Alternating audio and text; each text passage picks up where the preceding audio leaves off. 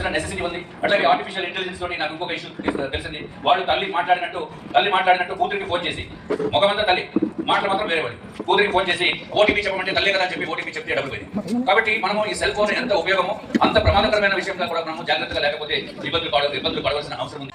విషయాలతో సత్కరిస్తూ జ్ఞాపకం బాగుపరుస్తారు.